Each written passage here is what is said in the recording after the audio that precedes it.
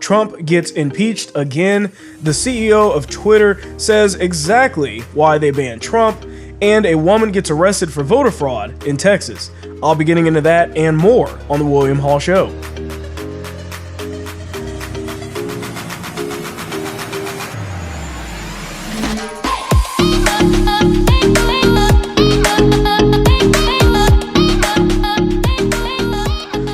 The impeachment. Now, you're probably wondering, what is it for this time? Why are we going through this a second time? And you'd be right to question that, and it is insane that Democrats are trying to push this through, ramming this through the House yet again. Now, they didn't have grounds to impeach Trump the first time, and of course, they don't have grounds to impeach him this time either, but of course, they're going to still go ahead and go through with it. Now, in the United States 250-year history, no president has been impeached twice. But yet you're, of course, going to see Democrats push this right on through as if nothing happened. They don't care. They're going to go ahead and do it because of political optics. Now, I had already kind of speculated that the reason why they're doing this, or one of the reasons, is because they want to say that Trump was the only president that has gotten impeached 2 times. That's the way that they're trying to do it. They're trying to ruin Trump's legacy no matter what it is. And if you think that this is going to stop after the inauguration, you're out of your mind. They're going to continue with this kind of stuff. This is all about trying to run Trump's name through the dirt. And they're going to use whatever political power they have to do that. Now, you would also think, well, the inauguration's on the 20th. I mean, we're literally just a week away from Trump already not being in office as it is. So that's also one of the very good reasons as to why this impeachment makes no sense. Now, the articles of impeachment that they're charging against Trump this time is the incitement of insurrection. Now, they are accusing him of inciting a mob of extremists to storm the Capitol and wreak all of the havoc that was witnessed last week. And Trump's defense is that he specifically told the crowd to march and protest peacefully, which of course he did. Now, Democrats are going to deny this. They're going to skip right over all of this stuff and say that, well, it was a dog whistle. He was really implying that maybe you should try to do something bad without actually saying anything close to that. Actually, it was a dog whistle because he said the exact opposite of what somebody would normally say if they were trying to actually incite any kind of violence. Here's the statement here. This is directly from Trump's speech. He said, "We have come to demand that Congress do the right thing and only count the electors who have been lawfully slated. I know that everyone here will soon be marching over to the Capitol building to peacefully and patriotically." There go the key words there. "Make your voices heard. Today we will see whether Republicans stand strong for integrity of our elections, but whether or not they stand strong for our country. Now, the point of all of this is just the fact that everything that he's saying here is, it would lead anybody with common sense to believe that he was not inciting any kind of violence whatsoever. Now, the reason why this is important is because if people that make statements like this that are just saying march peacefully and don't do any of these things or whatever it is, if people are basically responsible for a speech and then what occurs after the speech, then you might as well lock up every Democrat that's been in office. That's in office right now. I mean, every single one of them have made either veiled kind of statements. I would argue that Trump's was significantly better than what they've said in the past, of course. But if you actually take a look at what Democrats have said, it's significantly worse. Now, Democrats have given us examples of this, that were way more direct and explicit. Ayanna Pressley encouraging more unrest in the streets while the BLM riots were going on. That's what she was basically saying over and over again, because they wanted all of this to happen. I mean, we don't even, a lot of people remember the book where they basically were arguing, it's this crazy leftist arguing for the fact that these protests should be violent. That's how things change. I mean, all of a sudden the BLM movement went from honoring MLK to actually embracing Malcolm X's approach that we need to be violent or something, which is insane how history has just changed all of that. You had Maxine Waters, which I showed a clip of, I believe in the last show, telling her supporters to form a crowd. Let them know they're not welcome. She was saying push back on them.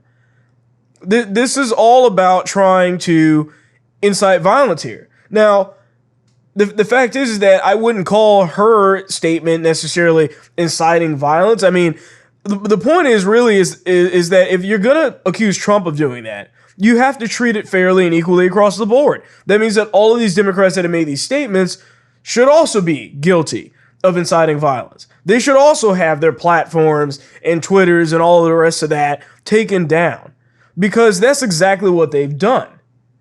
That's exactly what they've done. And so as far as the impeachment, they held the vote. They obviously were going to push this through. House has the majority anyways. But there were 10 Republicans that actually voted for Trump's impeachment. They voted yay on it. So Liz Cheney was one of them, which she's been asked to step down now, obviously. And then you had Dan Crenshaw basically go to bat for her and basically say that she has a backbone and all of the rest of this stuff. And of course, Dan Crenshaw just literally ruined his entire credibility right there. I mean, I don't know exactly what he was trying to do, but the fact is that there's no reason as to why, besides him being just a rhino, that he would need to be trying to back this lady who basically voted against Trump in this. And even Crenshaw, in like one of his tweets, said he believes Trump incited violence. You know, I'd like to ask him, what exactly are you talking about? What in the speech is specifically inciting violence to the point that you were so hard pressed to believe that?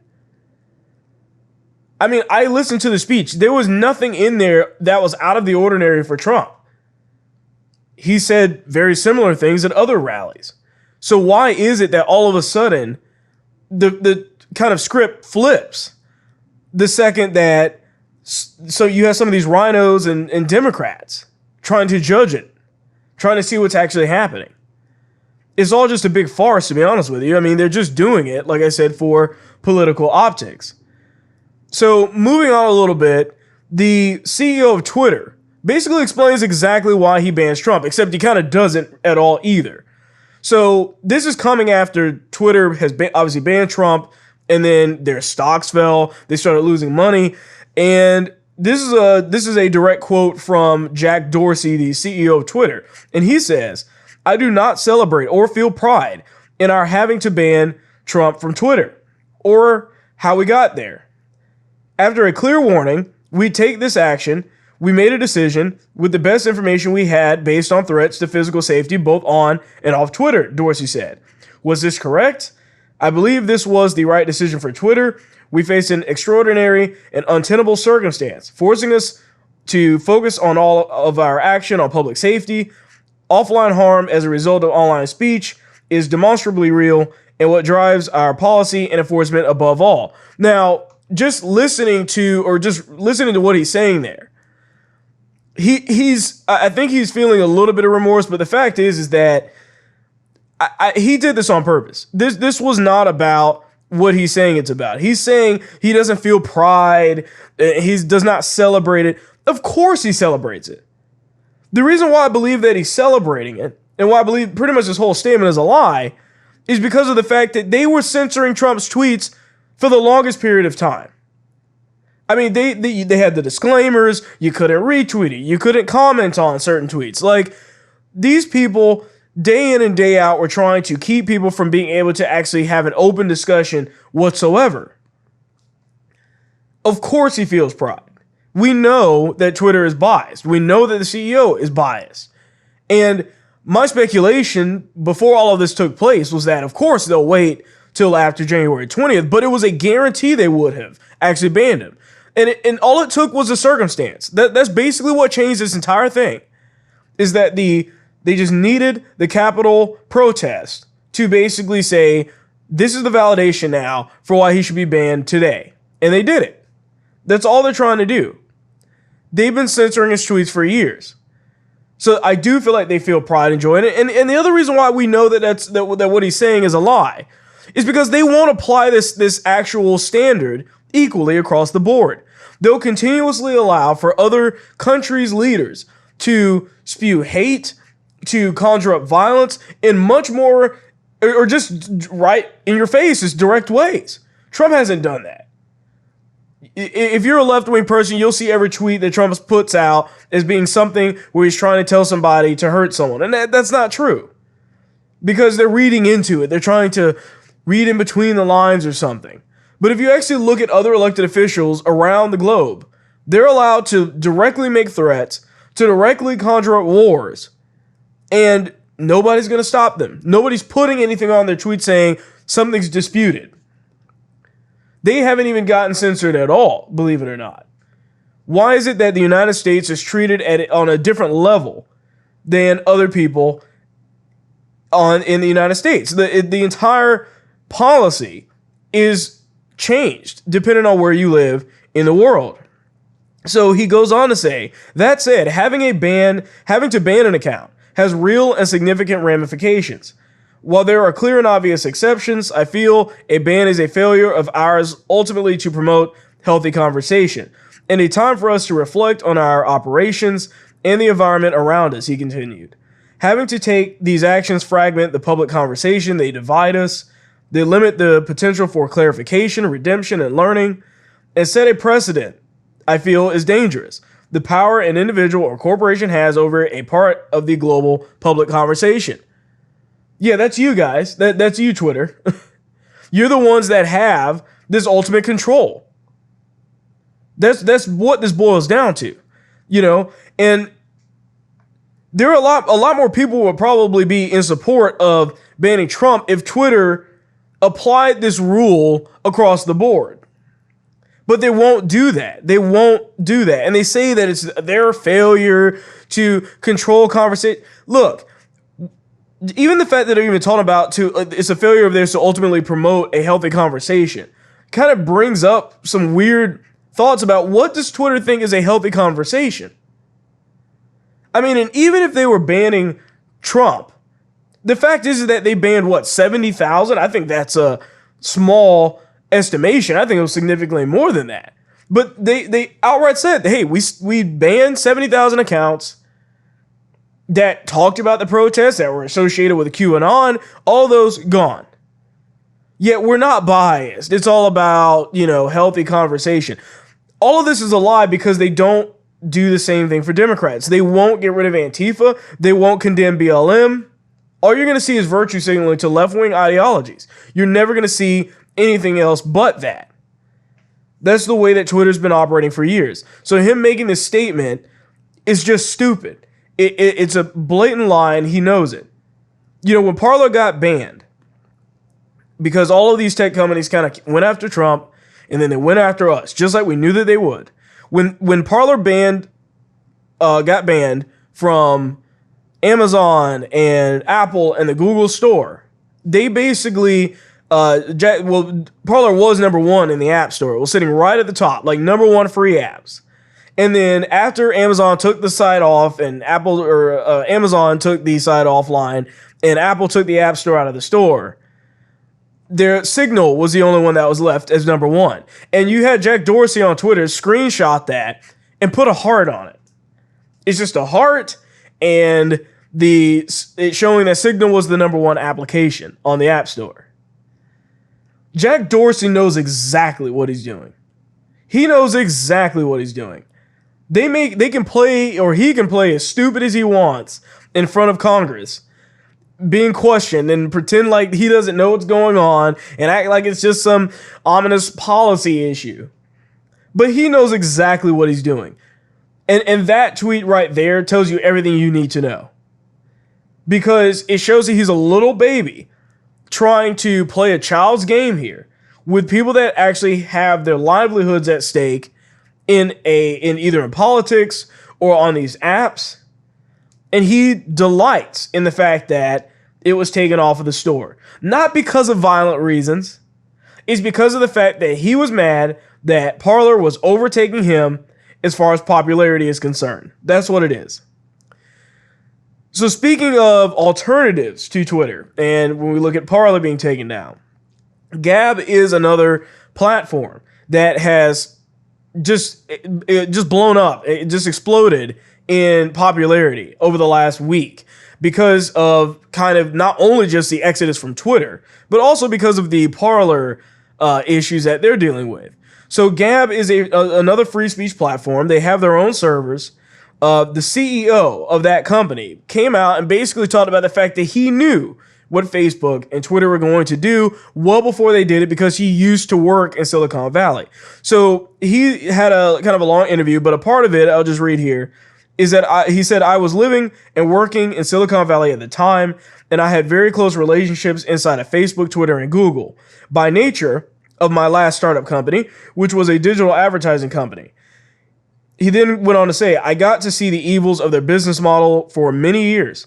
The Gap CEO explained that because of the many relationships he developed within these big tech companies, he had insider sources. And they warned him about the rise of the censorship and that it was coming and that it was inevitable.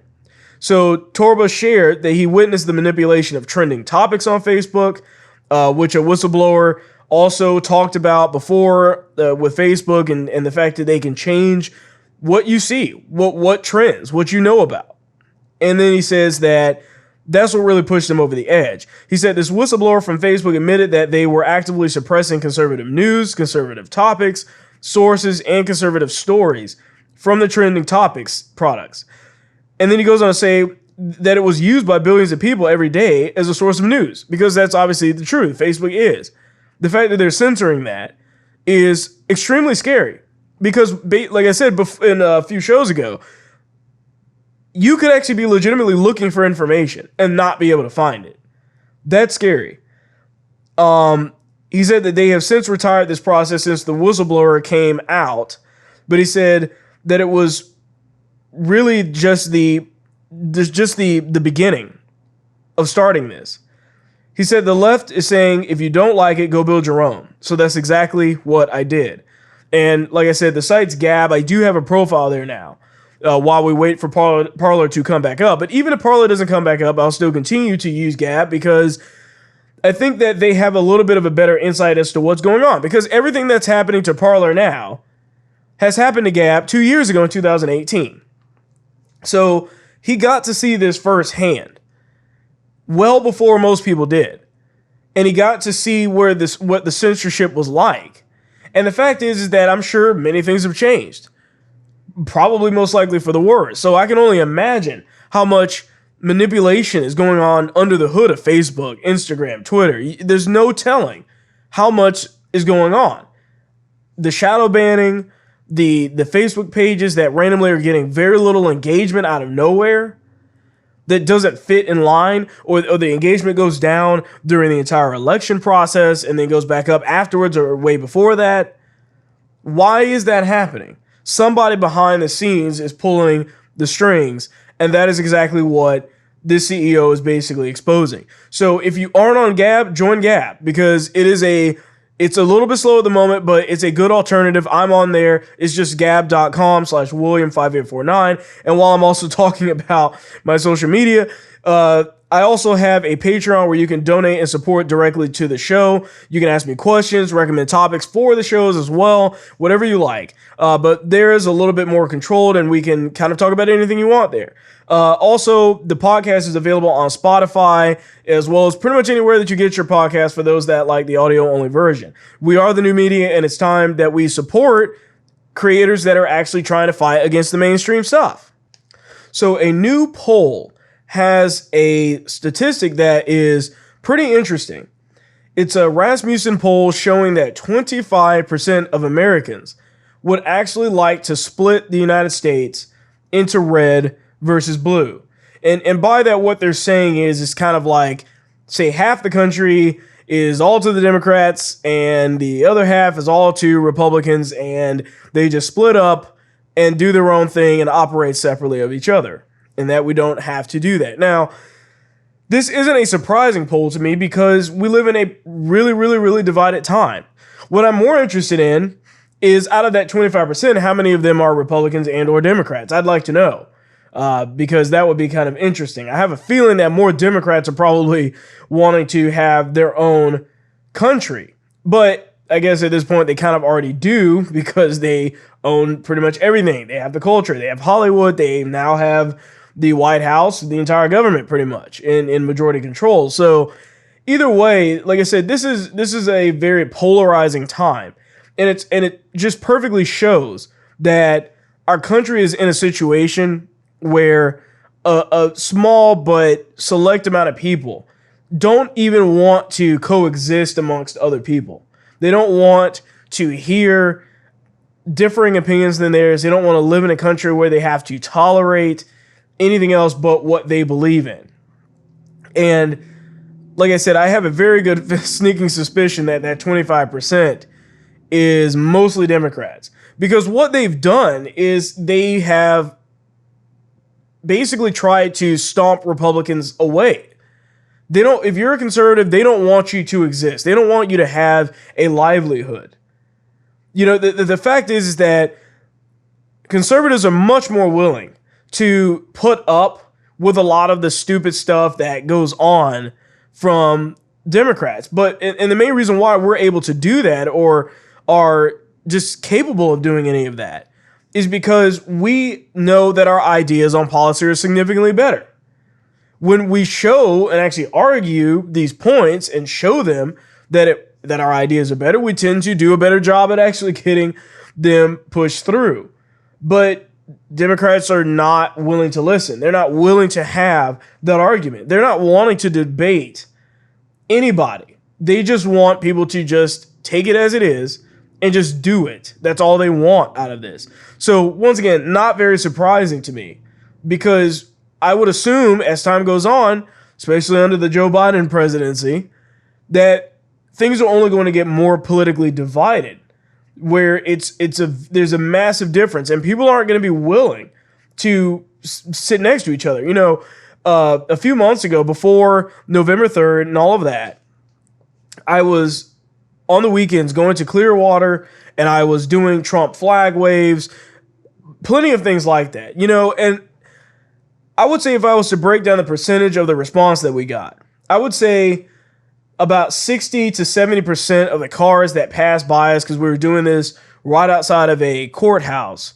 but definitely the majority of cars that passed by honked their horns in support of what we were doing. And then you had maybe another 10% that just kind of didn't do anything. They just kind of drove on through, minded their own business. And then there was maybe 15% or so around in there that would go out of their way to oppose what we were doing. I'm not talking about just giving a thumbs down. I mean, some people did that. But I'm talking about hanging out of their cars, flicking us off, just cursing us out, just ridiculous names, and you just a ton of hatred from people that are doing this. You know, and that is ultimately the sad state of the political environment we live in, because Democrats aren't willing to cooperate. They're not willing to work with anybody. They don't want to hear your arguments. They just want to yell at you. You've got a Trump sign outside of your yard. They want to tear it down. They don't want to maybe come over and have a conversation with you to kind of figure stuff out or talk through ideas or just agree to disagree. That whole terminology is just gone right now. There is no agree to disagree. It's disagree, and I don't ever want to see you again. And if I do, I'm just going to shout names at you and tear up your yard and curse you out. And I don't want to have this discussion. That's basically the point that we're in this country. So one of the bigger stories that came out just yesterday is that Project Veritas, I don't know how many of you remember, that they did this massive expose on this lady that was in Texas basically running a bunch of kind of like this voter fraud scheme. She was going to different people's houses and signing and collecting ballots and filling them out for them. I mean, she was knee deep in this stuff. I mean, knee deep in this operation of voter fraud. This thing that, of course, Twitter and Facebook or anything else, anywhere else doesn't want to mention or talk about. Keep in mind, by the way, that it's the social media, the big social media networks that were telling you, if you even say that there's voter fraud, you can get banned. In other words, you have to basically commit to the idea that voter fraud does not exist. Well, that lady that Project Veritas caught in that video has now been arrested. Now, these are allegations. She still has to have a fair trial in court. But the fact is she got arrested for voter fraud. If there was no evidence of it, she wouldn't have gotten arrested in the first place. This is the evidence that the Democrats are saying that there's no evidence for. And of course, this is just one lady, but how many other people are operating in this ring or people around the country? So here's a little bit of what that basically looked like. Here in Texas, election fraud arrest has occurred. Raquel Rodriguez. Rachel Rodriguez. Rachel Rodriguez. Raquel Rodriguez. Rachel Rodriguez. Rachel Rodriguez. Rachel Rodriguez was arrested today for voter fraud, illegal voting, unlawfully assisting people to vote by mail, and illegally possessing an official ballot. Rodriguez was charged based on hidden camera video recorded last fall by the conservative activist group Project Veritas. Project Veritas. Project Veritas. Project Veritas. Project Veritas. And Project Veritas. Project Veritas. Project Veritas. The AG's office looked at dozens of hours of raw footage. Rodriguez claimed several candidates paid her money to engage in various forms of voter fraud. Later, when the video was posted, Rodriguez claimed she knew something was wrong and had lied about local candidates she allegedly had taken money from to help them win the mail-in vote. She was working for a Republican congressional candidate, but claimed that she was helping collect votes for President-elect Joe Biden. Understand, I lied, and I lied because I knew I was coming up upon something. Tonight at 9, we speak with Rodriguez's attorney, former DA Nicola Hood. Rodriguez acknowledged on video what she was doing is illegal. Rodriguez could now face up to 20 years in prison if convicted. She's now being held in Kendall County. The sad part about all of this is that there's really not much we can do at this point. I think that's the worst part about this, is that, yeah, okay, we have the evidence. We've had evidence. This shouldn't be anything new. Okay, she got arrested, great, but it's too late. It's too late. We slept on it too long. The courts weren't in our favor. It's just too late to actually make any real difference. And even if the court finds some evidence, they'll probably say, okay, well, we'll sentence you to some time, maybe put you on probation for a little bit. But are they really interested in trying to figure out how much voter fraud she committed? Actually really going through and seeing if it was enough to sway an election or something like that? I highly doubt it. They're just probably only concerned about just proving if she's innocent or guilty. But like I said, it's too late. It's too late, and it's just sad that nothing will basically come of this, unfortunately. So on to the last topic. The head of Instagram openly admits, we're biased. We're biased. Now, even though we've known that Twitter was biased and YouTube and all of these other platforms are obviously biased, none of them have ever come out and just flat out said we're biased. But the CEO of, or the head of Instagram, which works under Facebook, said in a quote, "We're not neutral." He admitted, Facebook, which owns Instagram, he said, no platform is neutral. We all have values, and those values influence the decisions we make. And then he said, we try and be apolitical, but that's increasingly difficult, particularly in the US, where people are more and more polarized. Now, there's a few things to break down out of the statement. Number one, yes, of course, nobody is without their own biases. We know that, but the fact is that doesn't mean that you have to run your company that way. See, companies have these things called policies, okay? And the fact is that if you say, like Parler, they have a policy, right? Now, if I believe John Matz, the CEO of Parler, is more of a libertarian. That's still a bias. There's still some bias there, of course. But keep in mind that when we're talking about people like him and we're talking about sites, people and sites or companies aren't always the same, okay? In the sense that a company doesn't have to operate on the bias of the person that just simply runs the company. And no company really should do that, by the way. But the big takeaway is the fact that Parler basically says, look, our policy is that we have free speech, and you will only get banned if you do something illegal as far as what you're saying. Now, of course, you can get banned for, I don't know, spamming posts, spamming comments, things like that. But the point still is the same, is that you're not going to get banned unless, or it is no longer free speech when you're doing something that is illegal. Because things that are illegal are defined by law, which are the same everywhere in the United States and can be directly applied to any situation, whether that's online or in person. Easy enough, right? The problem with Facebook, Twitter, Instagram is that they're not operating on this free speech type of idea of saying, well, if it's illegal, then we won't allow it. What they're saying is, if we don't believe there's voter fraud, then you saying it means you get suppressed. You get your page deleted. That's an entirely different idea here. And so what he's saying about this with no platform is neutral. Platforms could be neutral.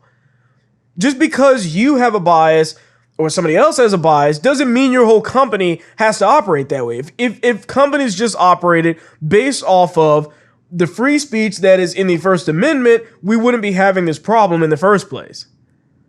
And of course you're going to have the left-wing people say, well, they're a private company. They can do what they want. That is true. They can do what they want. Except none of these companies apply these rules fairly. They don't apply them evenly across the board. And you'd be stupid not to notice that. They refuse to suppress Democrats or anybody in other countries that have incited violence and said far, far, far worse things, by the way. They will not take those pages down, but they'll be happy to get rid of Trump's or to reduce the engagement of any conservative's page. Doesn't matter what it is. And he's saying we try and be apolitical. What in the world does that mean? You say that no platform is neutral, but we try and be apolitical. No, you don't. You legitimately don't try to do that. There's no evidence that they've tried to do any of this. I mean, this statement, if you're reading it on its face, sounds like a company that's trying their best to do it. They've done it. They've banned a few left-wing people and a few conservative people, but it's just impossible to get everything right. That's not what he's saying. That's not what their track record shows. Plain and simple, they're not trying to be apolitical at all. And then he's saying it's increasingly difficult, and notice how he says, particularly in the U.S. I don't think this guy understands what's going on at all in other countries. There's obviously other political things going on in other countries that are far more divided than they are here. Look at Israel. I mean, there's so many, Iran, there's so many countries where people are pushing back against the government. And there's these massive political divides, oftentimes costing people their lives. And he's just going to ignore that? Just be honest. He should just be honest. He doesn't care. He doesn't care about trying to maintain that free speech standard at all. Like I said, he's a private company. They're a private company. They can do what they want. Twitter's a private company. They can do what they want. But if you're going to do it, apply it fairly. And I know not everything in life is fair. That's a part of the way things are. I completely understand that. But the fact that you wind up basically being a part of the reason why another platform that tried to stand on its own legs wound up not being able to do that, like Parler, banning Gab 2 years ago. These people aren't just out to ban Trump. They're out to ban us. They're out to ban all of the platforms we may or may not join. They're out to ban the competition. They have a monopoly on all of this. And they could care less about you, me, or anyone else out there that is a conservative. So with that, I thank you for watching the show, and I will see you on the next one. You just watched an episode from The William Hall Show. Please remember to like, share, and subscribe.